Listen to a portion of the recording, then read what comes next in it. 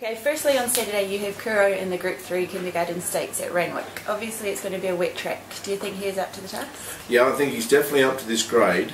It's an open race. I think the thing in Kuro's favour is that he's had a seasoning run at 6 furlongs, and you know there's a lot of young horses here going to line up on Saturday having their first run on a heavy track and top grade.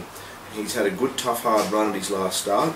He felt the run at the last part of it in that the heat and the wet ground probably got the better of him on the day, and it reflected in his recovery. But he's had a good 2 weeks. He had a searching gallop on Tuesday where he pulled up very well, and he's fit and tough and hard and sound. So I think that's going to be a big advantage there tomorrow. He's going to get a good run from the gate, and if he can get through the heavy ground, which he seems okay in it, I think that'll play in his favour. Okay, on Saturday you also have Truly Ready in a benchmark 65 over 1200 metres at Newcastle. How do you think she will go? Well, she's well and truly up to this sort of grade. Her work's been really good. She's been working with some of our better horses in the lead up to this race and worked very well. She did the addition of the blinkers and awkward gait, so Leicester's going to have to be nice and positive on her to put her in a spot. Hopefully they don't get the rain at Newcastle that we've had here at Rainwick over the last few weeks. Yes, when we did the appraisal of the race, they gave it out a dead 4, and if it stays that should be just nice for her. Okay, moving on to other horses in the stable. How did Green Ash pull up after his trial last Friday, and what are your plans with him? Pulled up really well. He's bouncing off walls there this morning. He's probably in need of a good old gallop there tomorrow, which he will get. He's heading off to Kembla next Saturday in a 1200 metre maiden. He's been a slow sort of learner in terms of his work, but I thought his best trial was obviously his last trial, and indicative that he's going to be more than competitive in a race of that nature next Saturday.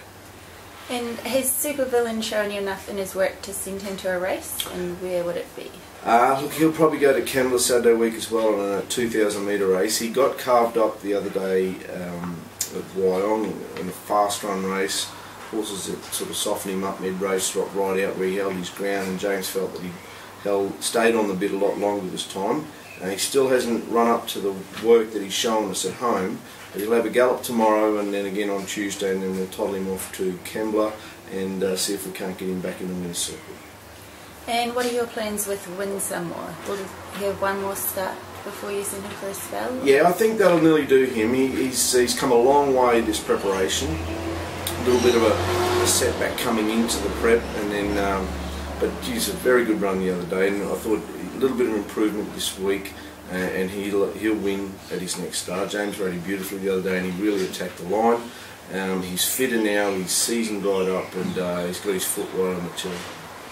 And now you're just doing some light work with Iron Fire. How is he handling what you're throwing at him? Yeah, look, going great. Keen to do his work, trotting out really well, looks very healthy. There was never any issue with the ability of Iron Fire. He just saw a bit of a spanner in the works, obviously at his last trial where he bled, but we seem to be on top of that, and hopefully that won't present us with a problem going forward.